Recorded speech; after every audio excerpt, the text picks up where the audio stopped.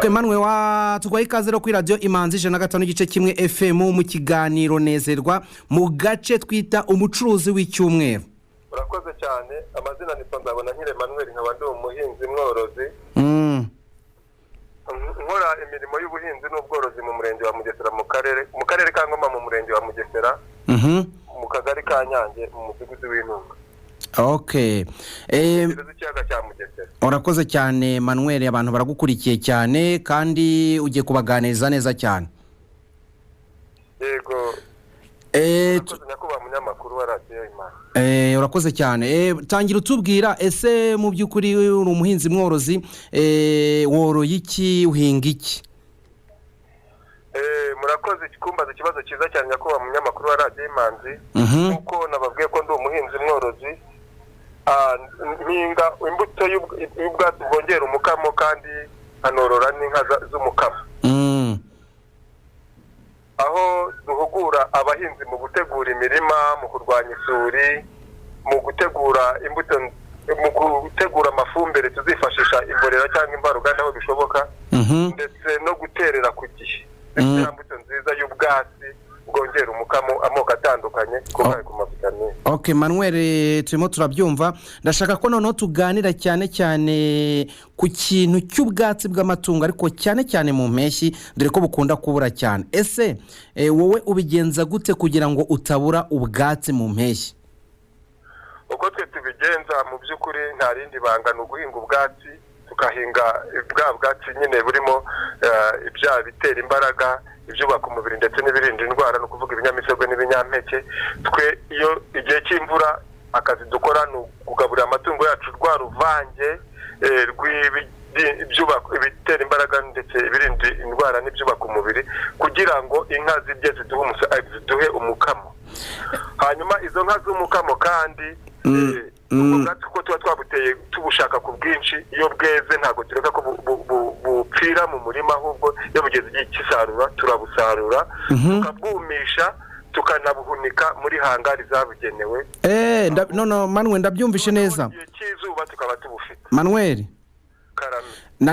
ndimo ndabyumva. Iyo mu gihe cy'imvura wowe icyo ukora urabanza ubwatsi kuba bweze ari bwinshi, ntago bupfu busa cyangwa se ngo bwose bugaburire amatungo. Hari n'abahita babikora ahubwo bagahita babugira isasiro.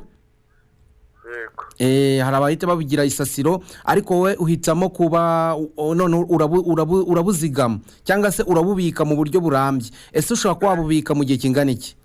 Ubwo bwatsi turabukata tukabwumisha, tukabushyira muri hangari, tukabufunga twifashishije icyo twita amabogisi cyangwa amasanduku y'imbaho yitwa heyi. Iyo bwumye turabufunga, tukabuhambira bumeze nk'amabaro y'imyenda.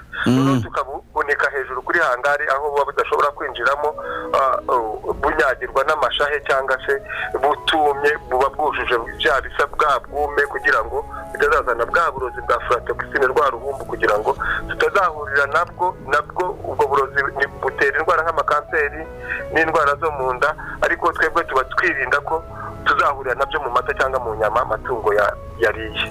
None se Manwe, ubwo bwatsi wahunitse muri ubwo buryo ushobora kuba wabuhunika cyangwa se bwamara igihe kingana iki? Ubu bwatsi bushobora kuva hagati y'imyaka kuva ubutemye kugera ku myaka hagati y'ine n'itanu, bitewe n'uko bubitswe. Birashoboka ko ushobora kuba wasarura ubwatsi bukamara imyaka hagati y'imyaka 2 n'imyaka 5? Bugihunitse nta mashahe yagiyemo igihe wabuhunitse ukabufunga bufite bwa bwume nta ruhumbu rwagiyemo. None se bwa bwume bwabwo nta sisire yagiyemo. Abantu bagiye batandukanye borora bagira ubwatsi bugiye butandukanye. Hari urubingo, hari urukoko, hari urwiri n'ibindi byatsi bigiye bitandukanye. Ibyatsi byose birashoboka ko byahunikwa? Ayo moko yose arahunikwa, nubwo rwaba rwarwirirwaga rw'igasozi. Twahira nabwo ushobora kubwumisha ukabuhunika ukageza icyo gihe, biterwa nuko wabuhunitse wowe. Iyo bwujuje ibisabwa kugira ngo bwa bwume hatarimo rwa ruhumbu, nta buhehe, nta susirizamo, butanyagirwa n'amashahe, ushobora kumara iyo myaka 5. Birashoboka ko n'urwiri rwose rwo ku gasozi ushobora kurwahira neza ukabuhunika bukamara imyaka 5? Yego, burimo urwiri, burimo ikinyamahundo, burimo ivubwe, burimo iziriya nyabarasanya akenshi byose biri mu byo mu binyamisogwe n'ibinyampeke habamo ya micasuka ariyo ya mivumbura nkwavu iri mu binyamisogwe. Ibyo byose birashoboka ko wabihunika kandi ukabihunika igihe kirekire. Amata afite umwimerere, bityo rero nabwo iyo ubuhunitse nabwo ubugabura kuri ya gahunda, ukabuhunika urabugabura kandi ukabuhunika igihe kirekire cyane. Wagabura amoko agiye twakwita ya kizungu. None se Manwe, ikindi kibazo nashaka kukubaza, umuturage wese wenda uherereye ahantu runaka mu karere runaka, wenda uri ari mu majyepfo, ari mu majyaruguru se, ari burasirazuba, birashoboka ko nawe yamenya kwihunikira ubwatsi aho kugira ngo buzapfe ubusa mu gihe cy'itumba, mu gihe imvura irimo kugwa. Birashoboka ko umuturage wese cyangwa se umworozi wese ashobora kuba yamenya kwihunikira ubwo bwatsi. Birashoboka cyane rwose, biterwa n'uko abishaka n'ikibazo no gukemura ikibazo afite. Agira ikibazo cy'ubwatsi ku buso afite, ashobora korora inka kandi mu gihe cy'imvura akajyahira n'ubwo bw'igasozi, akabuhunika akazabugabura igihe cy'igihe cy'impeshyi, izuba ryacanye ari ryinshi hatakiboneka bwa bwatsi bubisi. Okay, Manu, ndagira ngo nkubaze iki kibazo mbariza abaturage cyangwa se mbariza aborozi. Ese wenda ni ubushobozi bungana iki ku muntu wifitiye inka imwe ashobora kuba yategura kugira ngo azahamagare Manuel amwigishe cyangwa se amufashe uburyo yahunikamo ubwatsi? Ni amafaranga angana iki wenda yaba afite kugira ngo abashe kwihunikira ubwatsi mu gihe wenda ari umworozi wiyororeye inka imwe? Mu bushobozi rero ntabwo jewe ndacyarimo nko muri tuzamurane y'aborozi, kuko naye nahoze ndi umworozi wandagaza amatungo. Ubu igihe tugezemo ni icyo umworozi kuba yatambuka akaza nkamuhugura uko bahunika ubwo bwatsi, noneho bitewe n'ubuso afite akihunikira ubwatsi. Ariko ku munyarwanda uciriritse umwe ndetse wo muri gahunda ya Girinka, nyakubahwa Perezida wa Repubulika yavuze ati Girinka munyarwanda agahabwa iyo nka atabishoboye.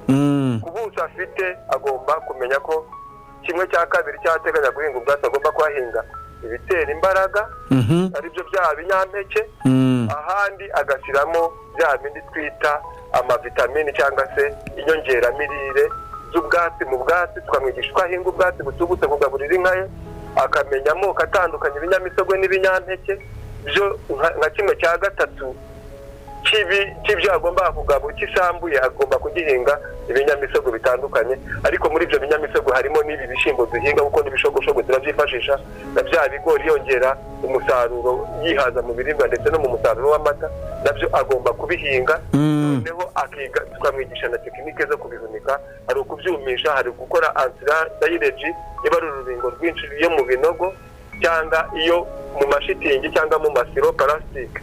Icyumvikanyemo neza nuko na wa muntu wo muri gahunda ya leta ya Girinka ashobora kuba yagira ubushobozi bwo kwihunikira ubwatsi mu gihe cy'impeshyi ntazagorwe no kubura ubwatsi. Birashoboka rwose. Ubwo nta mpungenge abantu bakwiye kuba bagira ngo bura ngo nibisaba ibishoro byinshi, bisaba amafaranga menshi, uba amaze impungenge. Jemba amaze impungenge ko icyambere ni ukuba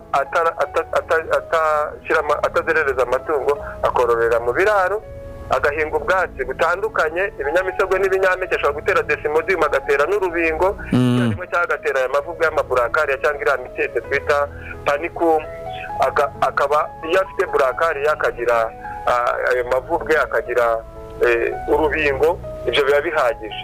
Igisigara no gutera no guhunika. Hari n'ubundi bwatsi bwihanganira izuba kandi buramba bita kororisi gayana. Ubwo bwatsi n'ubumeze gute? Ni kororisi gayana, bwitwa kororisi gayana, no mukenye kandi urabwahira ukabugaburira inka ari bubisi, urabwumisha ukabuhunika ukabugabura bwumye, mbese ni ubwatsi buberanye kandi burakamisha noneho kurenza urubingo. Okay, hari ubundi bwatsi ukabona ihaze ariko ukongeramo n'ibyo binyamisogwe nyine ikigereranyo cya 25 cyangwa 30%, iyo nka ikaba ishobora kugira iyo ifite bya byubahirizwa ibisabwa. Okay, twibutsa abadukurikiye ko turi mu kiganiro nezerwa kuri radio Imanzi 105.1 FM. Turi muri kakanya keza cyane umucuzi w'icyumweru. Uyu munsi twaganira na Manuel w'Iburasirazuba mu karere ka Ngoma, aho ari umuhinzi mworozi ariko cyane cyane mu bworozi bwe akifashisha ibyo ko twakwita guhunika ubwatsi cyangwa se akifashisha kuba ubwatsi mu gihe cy'itumba cyangwa se mu gihe cy'imvura butandagara, ahubwo warabuhunika akabasha kuba yabuhunika kugera ku rwego rwo kubuhunika mu gihe kingana n'imyaka 5. Munumva ko ari ibintu byiza cyane. Turimo turagenda tumumaza ibibazo bigiye bitandukanye. Manuel, uracyatwumva? Ndabumva neza nyakubahwa munyamakuru wa Radio Imanzi. Nagira ngo nkubaze kino kibazo. Hari ubundi bwatsi nabonye muhinga ariko none ntimubuhinge mu butaka. Buriya bwatsi bwo n'ubwatsi umeze gute? Ese buri wese yamenya kubwihingira ko nabonye ubwatsi budahingwa mu butaka birumvikana ko n'ubundi imvura yagwitagwa bugomba kubaho. Urakoze nyakubahwa munyamakuru wa Radio Imanzi, ndetse icyo nabwira n'abanyarwanda batwumva, ubwo bwatsi koko burahingwa, n'ubwatsi butagombera ubutaka, ni imirima aho tutagombera ubutaka. Ubwo bwatsi babwita ni inyongeramurire mu Kinyarwanda, ni ukuvuga twikorera mu binyampeke cyangwa ibinyamisogwe muri bya bihingwa twiyereje. Nababwiye ko iyo tworoye duhinga ubwatsi tukazabuhunika tukabugaburira igihe cy'izuba, noneho kandi uko tugabura mu kiraro hagira ya fumbire cyangwa ibisigazwa by'ibyatsi tukabihunika mu ngarani, noneho bikabyara ya fumbire ikungahaye ku ntunga y'ihingwa kugira ngo tuyibagaze bwa bwatsi ndetse tunahinge ibindi bihingwa twihaze mu biribwa, kuko ntushobora korora itungo wowe ubwawe bwite nta buzima bwiza ufite, nawe ukeneye kugira imirire myiza. Amata tukihaza no mu biribwa. Ubwo bwatsi iyo twahinze ibishyimbo cyangwa soya n'ibigori dushobora kubimeza tukikorera inyunganiramirire dutandukana na bya bindi by'uruganda twita concentré mu ndimi z'amahanga. Inyunganiramirire rero twebwe tumeze ibigori cyangwa soya hagati y'umunsi wa mbere tubihumbitse kugera ku minsi 8 tuba tubigaburira inka zacu z'amata. Yego Manuel, birumvikana neza ko iyo umuntu yabashe kuba yahinga ibyo yahinze ashobora kubyifashisha mu buryo bwo kongera gukora ibiryo by'amatungo cyangwa se kwihingira ubwatsi binyuze muri ubwo buryo bw'inyunganiramirire. Yego birashoboka rwose. Tugana ku musozo rero w'ikino kiganiro tugiranye kigufiya, ese umuntu ushaka kuba yamenya ibyo ngibyo we biramusaba iki? Mukanyura duhana nimero ya telefone bashaka ko baguhamagaraho kugira ngo bashe kuba wabagana cyangwa se wabaha ibisobanuro birambuye kurenza ibyo duhaye muri kano kanya. Icyo birasaba ko umworozi abigira ibye. Icyo nicyo cya mbere. Agategura imirima ku gihe, agashaka imbuto y'ubwatsi bwongera umukamo, na tekinike yo kuyihinga no yo kubuhinga, ndetse no kurwanya isuri abungabunga ibidukikije, kuko usibye n'ubwatsi hari ibiti ari ibiryo by'amatungo kandi bikaba n'ibiyungurura bya byuka bihumanya ikirere bigatuma duhumeka umwuka mwiza ndetse n'amatungo ukeneye. Ubwo rero icyo bisaba ni ugutegura imirima, akayitegurira ku gihe, akarima bwa mbere, akarima bwa kabiri, akarwanya isuri mbere yo gutera, akatunda ya mafumbire y'imborera, aho azakoresha imvaruganda nabyo akazongeramo, noneho akamenya aho agura imbuto nziza y'ubwatsi bwo gutera bitewe n'ibyo agiye korora n'amatungo ashaka korora.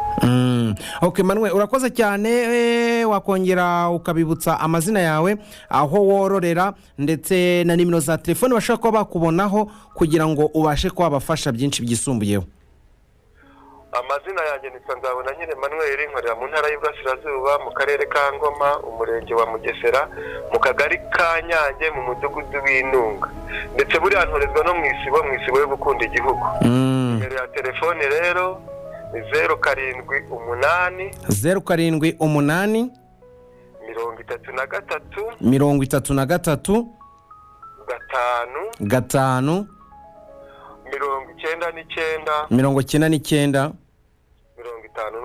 58. Nkaba mfasha aborozi ibijyanye no gutegura imirima, imbuto nziza y'ubwatsi, tekinike zo kubuhinga ndetse no kubuhunika, kugabura ndetse no kororera mu biraro bya kijyambere na gahunda y'ibiraro, ifite abatekinisiye babishoboye bwo kubaka ibiraro bya kijyambere bitewe n'umubare w'inka bafite, ndetse ikiyongeraho tugatanga n'amahugurwa ku guhunika ubwatsi ukaba wabuhunika bukaba bwagera ku rwego rwo kumara imyaka 5 cyane. Ongera basubire muri nimero ya telefone na ya indi ya Airtel Tigo nawe ushobora kuba ibabwira, none ubundi tugarukiza ngaha ikiganiro tugiranye, kandi wakoze cyane.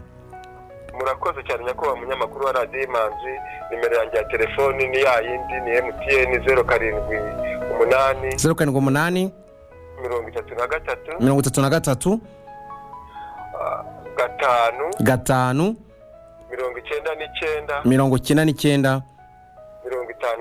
58 agira na Airtel ihoraho ndetse iba no kuri WhatsApp. Yego, ni 0730 0730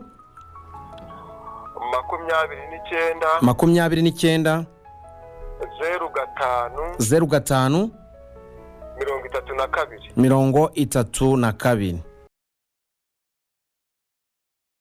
Golden White, iri ni rya shuri ryabaye ikimenya bose mu gutanga ubumenyi bufite ireme kandi mu gihe gito. Ese wifuza kumenya gukoresha mudasobwa, kudekarara serivisi zitandukanye nk'iz'Irembo, Rwanda Revenue Authority ndetse n'izindi? Igisubizo nta kindi, gana Home Golden White, tugufitiye abarimu b'inzobere bakugeza ku nzozi zawe. Namwe mwifuza kumenya gukora, kuvanga ndetse no gutera amarangi y'amoko yose, yaba y'amazi, amavuta n'asigwa ku mamodoka, nimutugane tubigisha gukora amavuta yo kwisiga y'amoko yose. Namwe mwifuza kumenya gukora amasabune y'amoko yose, yaba asukika, liquid soap, ayifu, powder soap, nakomeye, solid soap ndetse na shampoo, nimutugane, amarembo arakinguye. Akarusho kandi abiga gukora amasabune mwigira ku ruganda mukarushaho gukarishya ubumenyi. Namwe rero mwifuza gutangira business zanyu, tubigisha tukanabahugura uburyo watangira business iciriritse kandi ku gishoro gito cyane, nawe ugatangira gukirigita ifaranga. Kubifuza kutugana mwadusanga aho dukorera mu karere ka Kamonyi ahazwi nko ku Masuka. Mwanaduhamagara kuri 078 191 854 0 cyangwa 079 82 20 8. Wow! Home Golden White, ubaye igisubizo ku Banyarwanda.